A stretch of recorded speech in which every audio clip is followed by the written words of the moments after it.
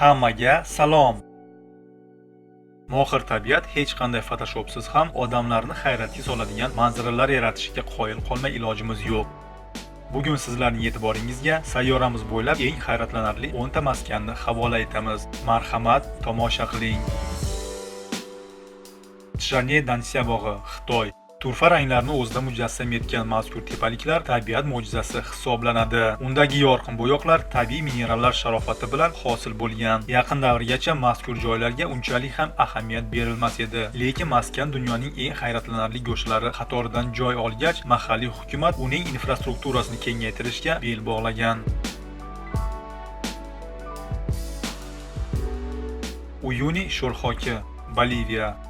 Bulutlarda sayr qilishni xohlaysizmi? Unda Boliviyaga otlaning. Boliviyadagi qurib qolgan Uyuni sho'r ko'li sizga shunday imkoniyatni taqdim etadi. Boliviyada yomg'irlar mavsumi boshlanishi bilan Uyuni sayyoh suv bilan qoplanadi va suvdagi bulut aksi ajoyib manzara kashf etadi. Skaftafetil bog'idagi muzli g'or, Islandiya. Bu surat maxsus dekoratsiyaga o'xshab ketsa-da, aslida bu yomg'ir, past havo harorati va shamol triosining kashf etgan go'zalligi. Islandiyadagi bu ajoyib g'or juda ham nozik bo'lib, har qanday lahzada qulab tushishi mumkin. 5 rangli ko'l, Xitoy. Xitoydagi 5 rangli ko'l Syujaygo milliy bog'idagi ko'plab suv omboridan biri hisoblanadi. Ayniqsa kuz oylarida bu ko'l o'zgacha tarovat kashf etadi. Darvoza krateri, Turkmaniston. Turkmanistondagi darvoza krateri ko'rinishdan do'zax qanday bo'lishi mumkinligini namoyon qilayotganga o'xshaydi. Bu yerni sayyohlar aynan do'zax darvozasi deb atashadi.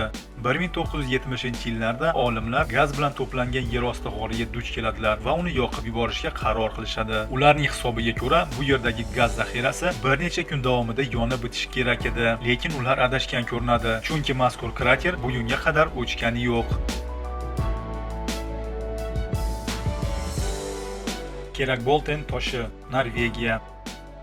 Kerakbolten dunyodagi eng xavfli tosh hisoblanadi. Norvegiyaga tashrif buyurgan har bir sayyoh mazkur tosh ustida suratga tushishni o'z burchi deb hisoblaydi. Mazkur tosh 984 metr balandlikda ikki qoya o'rtasida joylashgan bo'lib, u har qanday lahzada tushib ketish ehtimoli bor. Lekin bu xavfli tosh sayyohlarni to'xtatib qola olmayapti.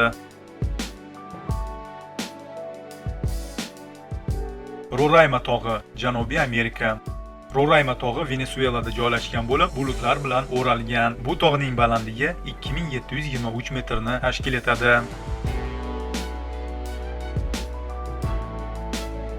Vaitoma g'orlari, Yangi Zelandiya.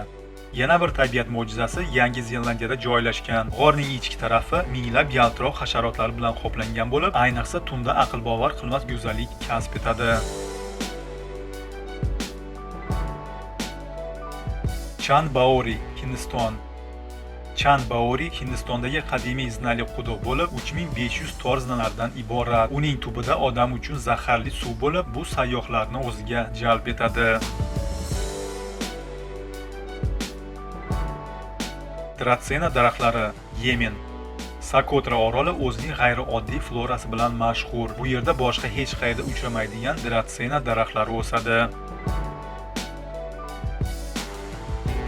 Aziz do'stim, siz uchun eng chiroyli maskanni kommentariyada yozib qoldiring. Yangi va qiziqarli videoroliklarni o'tkazib yubormay desangiz, kanalga obuna bo'ling. Agarda videorolik yoqqan bo'lsa, like ni bosing va keyingi videoroliklarni tomosha qiling. Omon bo'ling do'stim.